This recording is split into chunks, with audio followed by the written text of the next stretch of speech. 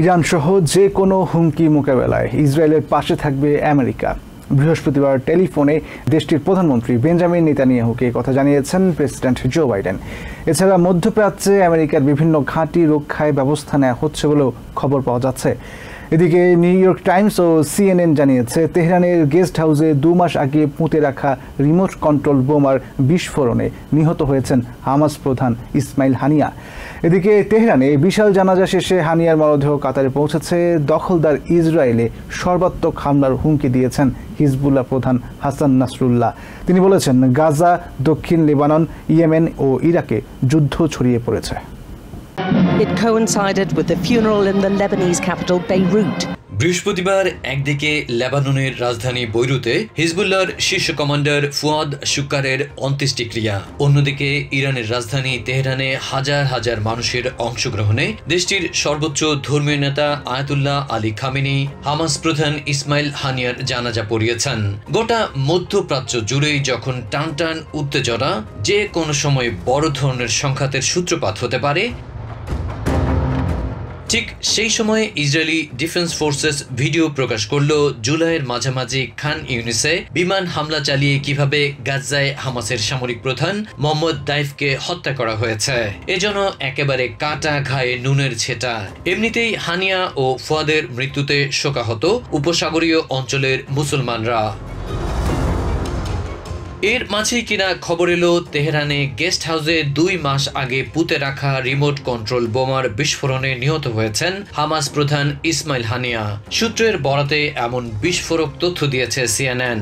That Ismail Haniya was assassinated in Tehran early yesterday morning. অবশ্য এই খবর সবার আগে প্রকাশ করেছে নিউ ইয়র্ক টাইমস। বলা হচ্ছে, IRGCর কঠিন নিরাপত্তা বলয় ভেদ করে ওই বিস্ফোরক গেস্ট হাউসে পুঁতে রাখা হয়। আর ইরানের নবনির্বাচিত প্রেসিডেন্ট মাসুদ পেজেশকিয়ানের অভিষেক অনুষ্ঠানে অংশগ্রহণ শেষে ওই ভবনে রাত্রি যাপন করতে গেলে বোমাটির বিস্ফোরণ ঘটানো হয়। That Ismail Haniya, Hamas's political leader, was actually inside his room. কারণ এর আগেও হানিয়া গেস্ট হাউসের ওই বিশেষ রুমটিতে থেকেছেন বলে খবর পাওয়া যাচ্ছে। তার মানে ইসলামিক রেভলিউশনারি গার্ড কর্পসের তত্ত্বাবধানে থাকার পরও আঘাত হানা যায়, তা প্রমাণ করেছে মোসাদ বলে মনে করছেন নিরাপত্তা বিশ্লেষকরা। Breach security in a really remarkable way. ওদিকে হিজবুল্লাহ প্রধান হাসান নাসরুল্লাহ দখলদার ইসরায়েলে সর্বাত্মক হামলার হুমকি দিয়েছেন। বলেছেন, গাজা, দক্ষিণ লেবানন, ইয়েমেন এবং ইরাকে যুদ্ধ ছড়িয়ে পড়েছে।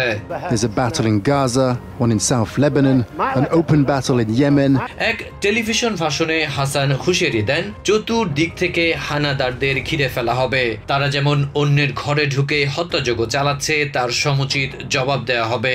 Showed Lebanon and Hezbollah that Israel could strike anywhere, anytime. এদিকে বিভিন্ন সূত্র বলছে, যে কোনো পরিস্থিতি মোকাবেলায় সর্বোচ্চ সতর্ক অবস্থায় রয়েছে ইসরায়েল। দেশটির প্রধানমন্ত্রী বেঞ্জামিন নেতানিয়াহু তার শীর্ষ সামরিক কর্মকর্তাদের সাথে নিয়ে বৈঠক করে যে কোনো হামলা প্রতিহত, সেই সাথে পাল্টা আক্রমণে যাওয়ার প্রস্তুতি নিতে বলেছেন। Israel is at a very high level of readiness for any scenario. ওদিকে CNN জানিয়েছে, ইরান সহ যে কোনো হুমকি মোকাবেলায় ইসরায়েলের পাশে থাকবে ওয়াশিংটন। বৃহস্পতিবার টেলিফোনে নেতানিয়াহুকে ওই আশ্বাস দিয়েছেন প্রেসিডেন্ট জো বাইডেন। এছাড়া মধ্যপ্রাচ্যে আমেরিকার বিভিন্ন ঘাঁটি রক্ষায় ব্যবস্থা নেওয়া হচ্ছে বলেও খবর পাওয়া যাচ্ছে। অন্যদিকে কয়েকটি গণমাধ্যম বলছে, সিরিয়ার দামাস্কাসে IRGCর কমান্ডার ব্রিগেডিয়ার জেনারেল আমির আলী আজিজদেরকে হত্যা করেছে তেল আবিব বলে খবর পাওয়া যাচ্ছে। Unconfirmed reports from Syria suggest the assassination of Brigadier General Amir Ali Hajizada. যদিও এই বিষয়ে এখনো নিশ্চিত কোনো তথ্য পাওয়া যায়নি। গত এপ্রিলে ইসরায়েলের নজিরবিহীন ড্রোন ও মিসাইল হামলার কারিগর জেনারেল আমির, তাকে হত্যা করার খবর সত্য হলে ইরানের হাত পা গুটিয়ে বসে থাকার আর কোনো উপায় থাকবে না। ইসরায়েলের কারাগারে প্যালেস্টিনিয়ান বন্দীদের উপর অমানবিক নির্যাতনের অভিযোগ পাওয়া গেছে। মুক্তি পাওয়া একাধিক বন্দী গণমাধ্যমের কাছে এমন অভিযোগ করেছেন। এই ধরনের অভিযোগের তদন্ত করে ব্যবস্থা নেওয়ার আশ্বাস দিলেও IDF-এর দাবি, কারাগারে এমন ঘটনা ঘটছে না। নিপীড়নে আক্রান্ত অনেককেই পঙ্গুত্ব বরণ করতে হয়েছে, কেউ কেউ মানসিক ভারসাম্য হারিয়েছেন। কয়েক সপ্তাহ থেকে কয়েক মাস ইসরায়েলের কারাগারে বন্দী থাকার পর মুক্তি মিলেছে এই প্যালেস্টিনিয়ানদের। গাজার এই 15 বাসিন্দাকে মুক্তির পরপরই নিয়ে যাওয়া হয় হাসপাতালে। ইসরায়েলি বাহিনীর অত্যাচার নিপীড়নের বর্ণনা দেন তারা। আমি 8 মাস কারাগারে বন্দী ছিলাম। তারা একটানা 51 দিন আমাকে হাঁটু গেড়ে বসে থাকতে বাধ্য করে। দিনে আমাকে মাত্র 4 ঘন্টা ঘুমাতে দেয়া হতো। একবার আমাকে কাসাম ব্রিগেডের ইউনিফর্ম পরে একটি টানেলে প্রবেশ করতে বলা হয়। তারা আমাকে বৈদ্যুতিক চেয়ারে বসিয়েও অত্যাচার করেছে। আমাকে একটি খাঁচায় 50 দিন আটকে রেখেছিল। জাতিসংঘের দাবি, যুদ্ধ শুরুর পর গাজা থেকে হাজার হাজার প্যালেস্টিনিয়ানকে আটক করে ইসরায়েলের কারাগারে নিয়ে যাওয়া হয়েছে। তারা আমার চোখ বেঁধে আমাকে তুলে নিয়ে 12 দিন একটি ভবনে আটকে রাখে। প্রতিদিন আমাদের ওপর অমানসিক নির্যাতন চালানো হতো। তারা আমাদের একই অবস্থায় ঘন্টার পর ঘন্টা বসে থাকতে বাধ্য করত। নড়াচড়া করলেই মারধর করা হতো। সদ্য মুক্তি পাওয়া বন্দীদের অভিযোগ, কারাগারগুলোতে ন্যূনতম কোনো সুযোগ সুবিধা নেই। রয়েছে খাবার ও পানির সংকট। অত্যন্ত অমানবিক পরিবেশে বন্দীদের রাখা হয়। তারা আমাকে 4 মাস আটকে রেখে কুকুর ও বৈদ্যুতিক চেয়ার দিয়ে আমার ওপর নিপীড়ন চালায়। এর আগে এমন নিপীড়নের মধ্য দিয়ে আমাকে কখনোই যেতে হয়নি। এর পাশাপাশি পুরুষ ও নারী বন্দীদের ওপর যৌন নিপীড়নের অভিযোগ পাওয়া গেছে। এদিকে আইডিএফ বলেছে কারাগারে যে কোনো ধরনের নির্যাতন বেআইনি। একই সাথে এসব অভিযোগের তদন্ত করা হবে বলেও জানানো হয়েছে। তবে ইসরায়েলের কারাগারের সাবেক বন্দী মুয়াজা ওবায়াদ ভিন্ন কথা বলছেন। 9 জুলাই কারাগার থেকে মুক্তি পেয়েছেন তিনি। নির্যাতনে পা ভেঙে ঠিকভাবে হাঁটার শক্তিটুকুও হারিয়েছেন। এক সময় তিনি ছিলেন 200 পাউন্ড ওজনের একজন বডি বিল্ডার। 39 বছর বয়সে মুয়াজা জানান, তার ওপর কোনো ধরনের বিরতি ছাড়া লাগাতার অত্যাচার করা হয়েছে। তারা আমাদের উলঙ্গ করে মারধর চালিয়ে যায়। তারা আমাদের জননাঙ্গে পর্যন্ত মারাত্মক আঘাত করে। আমাদের সাথে পশুর মতো আচরণ করেছে তারা। সোমবার ইসরায়েলের একটি কারাগারে হামলা চালিয়ে বন্দীদের মুক্ত করার চেষ্টা করে উগ্র ডানপন্থীরা। তাদের অভিযোগ, কারাগারে বন্দীদের সাথে অমানবিক আচরণ করা হচ্ছে। গাজা ও ওয়েস্ট ব্যাংক 2 জায়গায় আটক প্যালেস্টিনিয়ানদের উপরই একই ধরনের নিপীড়ন চালানোর অভিযোগ পাওয়া গেছে। ঐতিহাসিক বন্দি বিনিময় চুক্তির আওতায় ওয়াল স্ট্রিট জার্নালের সাংবাদিক ইভান গার্শকোভিচ এবং সাবেক মেরিন কর্মকর্তা পল উইলান সহ 4 আমেরিকানকে মুক্তি দিয়েছে রাশিয়া। পশ্চিমা বিভিন্ন দেশে আটক 8 রুশ নাগরিকের মুক্তির বিনিময়ে বৃহস্পতিবার 16 জনকে মুক্তি দেয় পুতিন সরকার। প্রেসিডেন্ট জো বাইডেন বলেছেন, তাদের সবাইকে অন্যায়ভাবে আটক করে রাখে রাশিয়া। অবশেষে তাদের দীর্ঘ নির্মম যন্ত্রণার শেষ হয়েছে। কয়েকটি দেশের যৌথ প্রচেষ্টায় বন্দি বিনিময় চুক্তিকে কূটনীতি ও বন্ধুত্বের অনন্য কীর্তি বলে আখ্যায়িত করেন তিনি। রাশিয়া ও পশ্চিমা দেশগুলোর এই সমঝোতাকে স্বাগত জানিয়েছে জাতিসংঘ। অত্যন্ত উত্তেজনাপূর্ণ কূটনৈতিক সম্পর্কে এটি একটি বড় ধামাকা। বৃহস্পতিবার বিকালে 16 ব্যক্তিকে বহনকারী রাশিয়ার একটি সরকারি বিমান তুর্কিয়ের আঙ্কারায় পৌঁছায়। পশ্চিমা বিভিন্ন দেশে আটক থাকা 8 জন রুশ নাগরিকের বিনিময়ে ওই 16 জনকে মুক্তি দিয়েছে রাশিয়া। একাধিক দেশের কয়েক বছরের জটিল কূটনৈতিক প্রচেষ্টার ফসল এটি। প্রেসিডেন্ট হিসেবে নিজের মেয়াদের শেষ সময়ে এসে জো বাইডেনের জন্য এটি একটি বড় কূটনৈতিক সফলতা। রাশিয়া থেকে মুক্তি পাওয়া আমেরিকানদের পরিবারের সদস্যদের সঙ্গে নিয়ে হোয়াইট হাউসে এ বিষয়ে বক্তব্য রাখেন তিনি।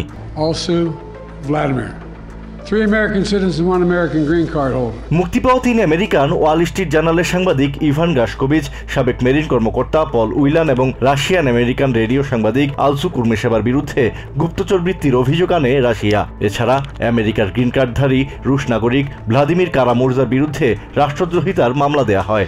All 4 have been imprisoned unjustly in Russia. Paul for nearly 6 years. Biden বলেন, কোনো বৈধ কারণ ছাড়াই তাদেরকে আটক করে রাখে Russia. Russian authorities arrested them, convicted them in show trials. তিনি বলেন, রুশ শাসনের নির্মমতা থেকে তাদের মুক্তি হয়েছে। Now their brutal ordeal is over and they're free.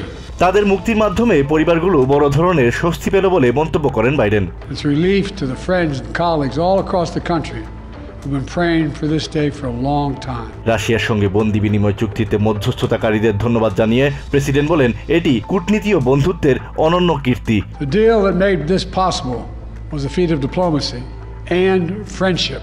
Biden জানান, রাশিয়া থেকে ছাড়া পাওয়া ব্যক্তিদের মধ্যে 5 জন জার্মানির নাগরিক আর বাকি 7 জনই রুশ নাগরিক, যারা নিজ দেশে রাজনৈতিক বন্দী ছিলেন। Putin threw him in prison voicing opposition to the war in Ukraine. President আরো বলেন এই 16 জনের মুক্তির মাধ্যমে আবারও প্রমাণ হয়েছে বিশ্বে বন্ধুদের গুরুত্ব কতটুকু। So for anyone who questions whether allies matter, they do. They matter.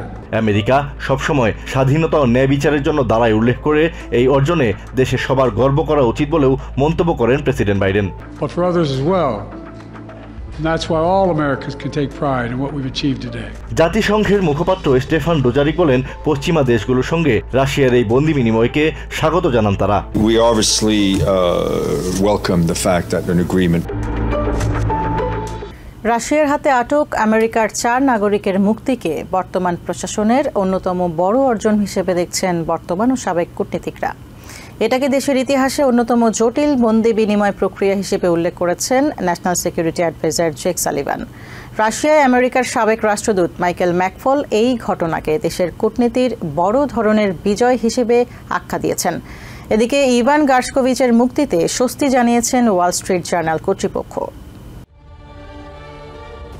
National security adviser Jake Sullivan বলেছেন রাশিয়া থেকে 4 জনের মুক্তির বিষয়টি দেশের ইতিহাসে অন্যতম জটিল ও বিশাল বন্দি বিনিময় কার্যক্রম ছিল।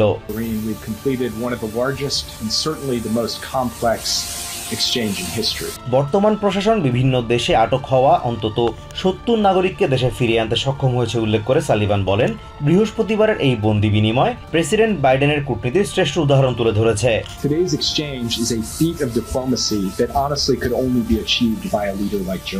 তাদের ফিরিয়ে আনার পুরো প্রক্রিয়ার সাথে প্রেসিডেন্ট বাইডেন যুক্ত ছিলেন বলেও জানান তিনি।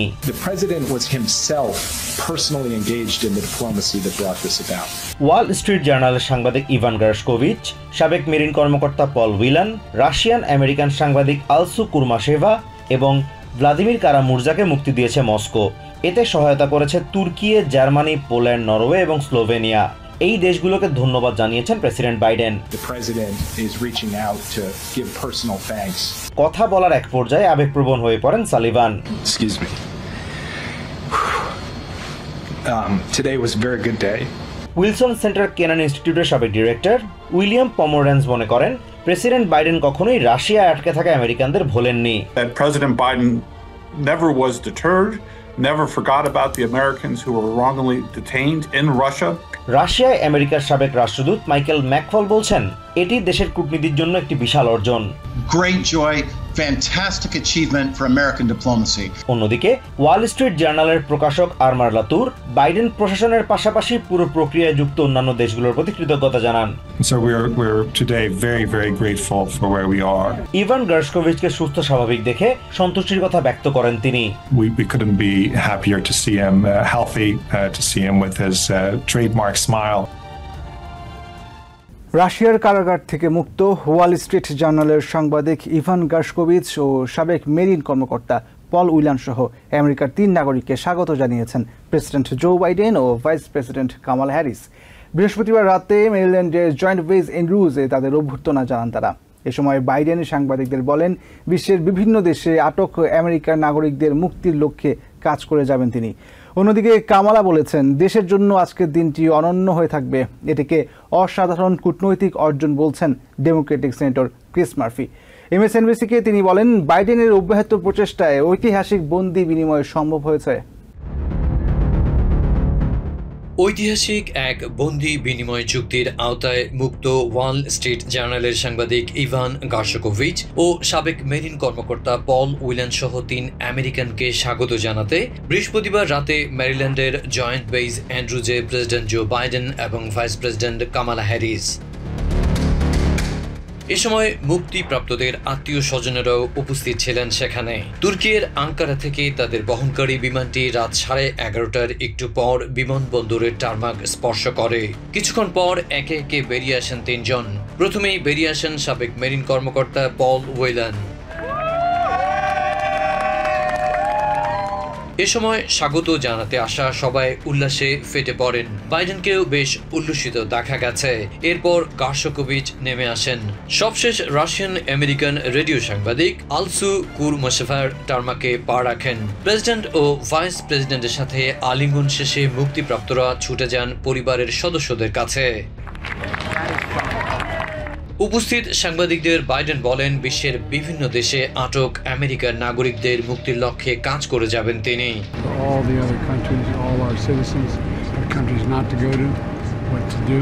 অন্যদিকে হ্যারিস বলেছেন, দেশের জন্য আজকের দিনটি অনন্য হয়ে থাকবে।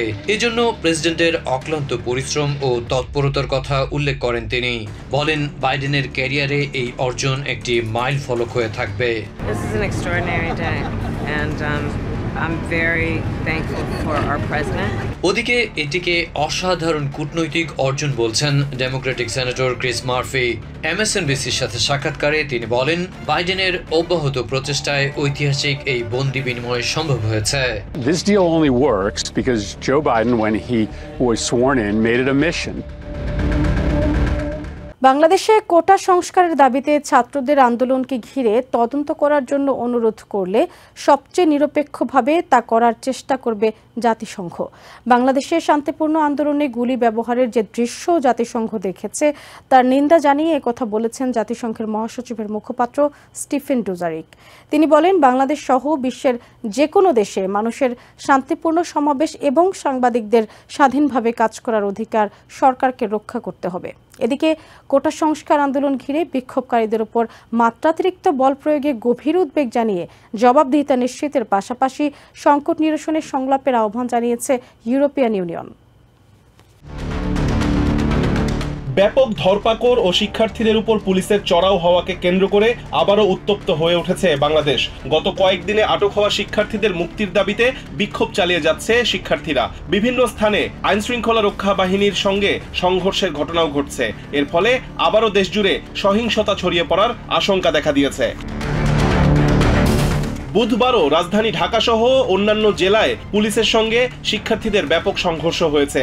জুলাই মাস জুড়ে শিক্ষার্থীদের বিক্ষোভে উত্তাল ছিল বাংলাদেশ। কোটা সংস্কারের দাবিতে সড়ক মহাসড়কে বিক্ষোভ করেছে তারা। সে সময় আইনশৃঙ্খলা রক্ষা বাহিনীর সাথে শিক্ষার্থীদের ব্যাপক সংঘর্ষ হয়।